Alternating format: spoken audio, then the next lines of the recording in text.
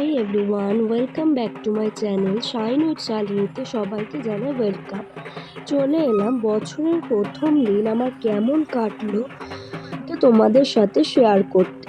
তো এটা ছিল 31 ডিসেম্বর আমার মামার বাড়িতে। 1 জানুয়ারিতে পৌষ মাসে আমার মামার বাড়িতে মনসা পুজো হয়। তো সেই দিনকার ডেটটা পড়েছিল এইবার 1 জানুয়ারি। তো সবাইকে জানাই নতুন বছরে অনেক শুভেচ্ছা, ভালোবাসা ও বড়দের আমার অনেক প্রণাম আর ছোটদের আমার অনেক অনেক ভালোবাসা। সবার এই বছরটা খুব ভালো কাটুক এটাই উইশ করি। তো এটা দেখো আমরা মাকে আনতে যাচ্ছিলাম। তো আমি বছরের শেষ দিন যাইনি, এটা একটা ছোট্ট ক্লিপস আমি বলেছিলাম তুলে রাখতে, তো সেটা তুলে রেখেছিল। দেখো এবার মাকে নিয়ে আসছে, এরপর হয় আমাদের বরণ। তো এখন আমার দিদা প্রথমে বরণ করছে। তো প্রথমেই বললাম আমার মামার বাড়ির পুজো এটা। তো এটা হচ্ছে আমার দিদা প্রথমে বরণ করছে মাকে ঘুরে ঘুরে গঙ্গা জল দিয়ে। তারপরে কিন্তু বাড়ির বড়রা সবাই এক এক করে বরণ করে। তো আমি যেহেতু এইবার যেতে পারিনি বছরের শেষ দিন, তো বছরে মাকে আসার আগের দিনকার কিন্তু কোনো ক্লিপস আমি নিইনি। তো এটা আমার সেজো দিদা, মানে আমার দিদার সেজো যা আর কি। তো সেজো দিদা বরণ করছে। তো তারপরে আমার মামিরা বরণ করবে, মাসিরা বরণ করবে, সবাই একে একে বরণ করেছে।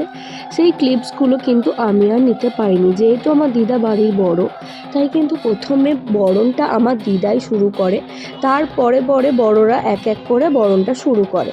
তো তারপরে আমাদের কিন্তু মা মনসাকে সেই দিনকার কিন্তু বাড়িতেই রাখা হয় এবং তার পরের দিন কিন্তু মন্দিরে প্রতিষ্ঠা করা হয়।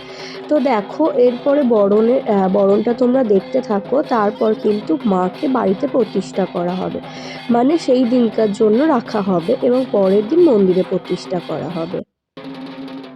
ভিডিওটা দেখতে থাকো আর তোমরা কিন্তু বলতে থাকো কমেন্টসের মাধ্যমে যে তোমরা কিভাবে বছরের প্রথম দিনটা কিভাবে কে কাটালে, সেটা কিন্তু অবশ্যই কমেন্টস করতে ভুলবে না।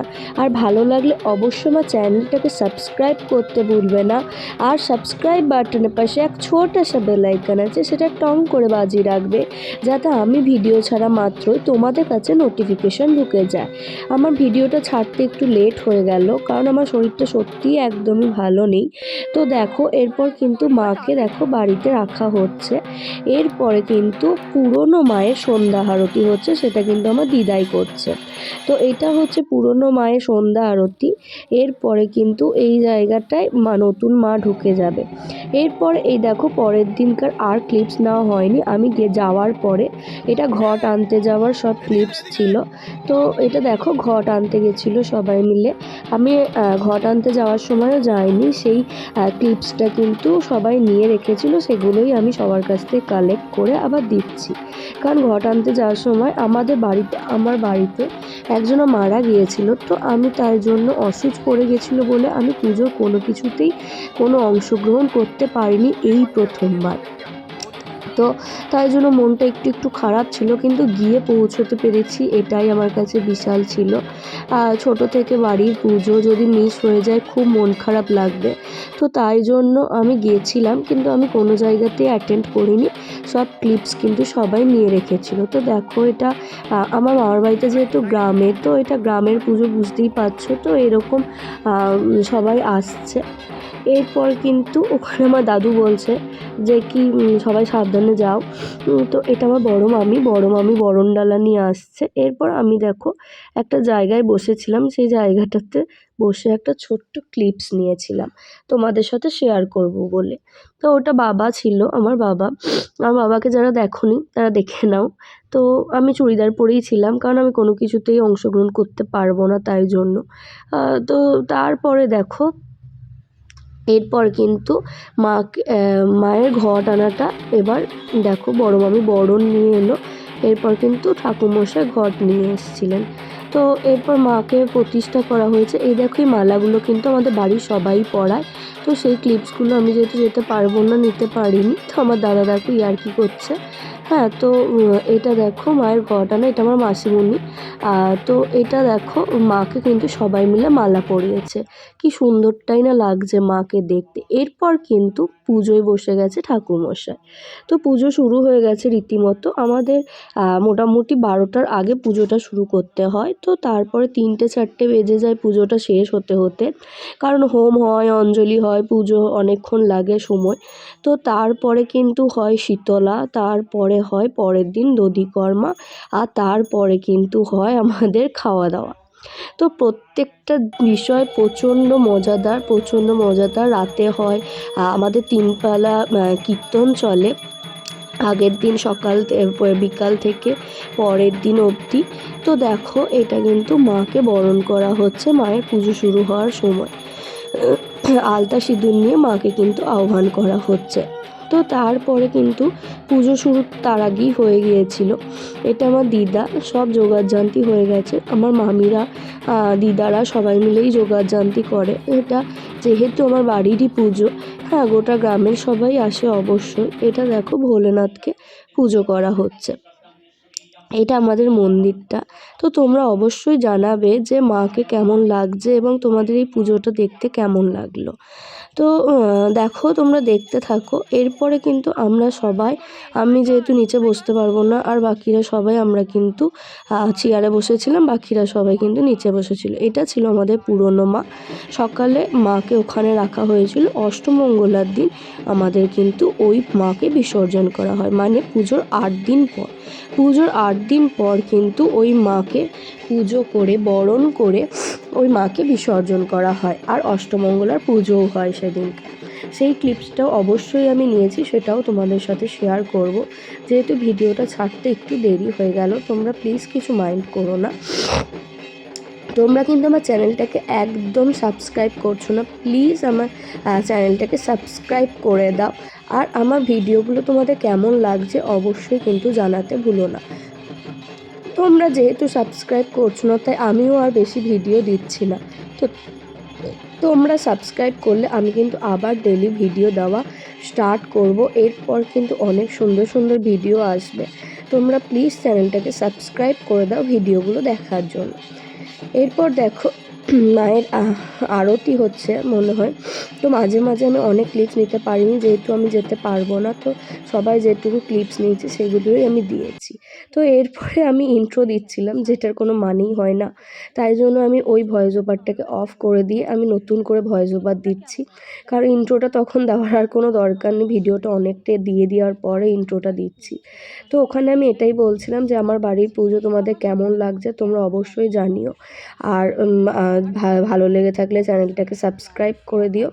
তো আমার মামার বাড়িটা আমার খুবই প্রিয় একটা জায়গা। ছোট থেকেই আমার মামার বাড়ি খুব প্রিয় জায়গা। মামার বাড়ি যেতে বললে আমি হয়তো বাড়িতে যেতে না পারলেও অতটা দুঃখিত হব না, মামার বাড়ি যেতে না পারলে যা দুঃখিত হব। তো দেখো ওখানে আমি কিন্তু খাওয়া দাওয়া করে নিয়েছি। কোনো বাড়ি আমি খাওয়া দাওয়া করি না, উপোস থাকি। কিন্তু এইবার যেহেতু আমি কিছু করতে পারবো না, তাই সবাই বললো খেয়ে নিতে। দেখো এটা হোম হচ্ছে, এরপরে কিন্তু এটা আরতি হচ্ছে সন্ধ্যেবেলায়। দেখো সন্ধ্যেবেলা শীতল পুজো শুরু হয়ে গেছে। তো ওইটা ছিল প্রদীপ। তো এরপরে আরতি হবে। আরতি হওয়ার পরেই কিন্তু শুরু হয়ে যায় আমাদের কীর্তন, মানে শেষ পালা কীর্তনটা। তো দেখো আরতি হচ্ছে, আরতিটা তোমরা দেখতে থাকো। এরপরে কিন্তু শুরু হয়ে যাবে কীর্তন। আর আমরা কিন্তু কেউ কীর্তনে যাইনি, এত ঠান্ডাই পড়েছিল।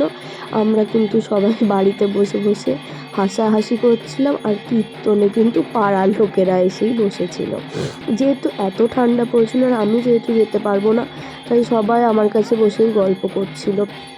অবশ্যই আরতি অবধি সবাই ছিল, এবার তারপরে কিন্তু সবাই টায়ার্ড হয়ে যায় খুবই। কারণ সারাদিনই একটা ধকল থাকে, তো তারপরে এসে সবার কারো খাওয়া দাওয়া থাকে না, তো সবাই একটু রেস্ট করে। এই দেখো এটা হচ্ছে সবাই মিলে আমরা বসেছি। দেখো আমার 3 মাসি, এটা আমার মাসি, এটা একটা মাসিমণি, এটা ছোটো মামি, বড় মামি, আমার মা চেয়ারে বসে আছে। সবাইকে ইন্ট্রোডিউস করে দিলাম তোমাদের সাথে। তো দেখো সব কিছু কিন্তু ব্যাকগ্রাউন্ডটা একটু কিন্তু তোমরা উপেক্ষা করো, কারণ ব্যাকগ্রাউন্ডটা খুবই বাজে আসছে আমি জানি। এটা আমার ছোটো দিদা।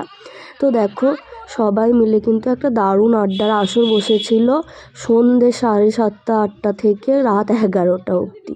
সবাই মিলে খুব মজা করছিলাম। তো তারপর সবাই বললো চল বরদান হয় আমাদের, তো বরদান হচ্ছে, সবাই চলো।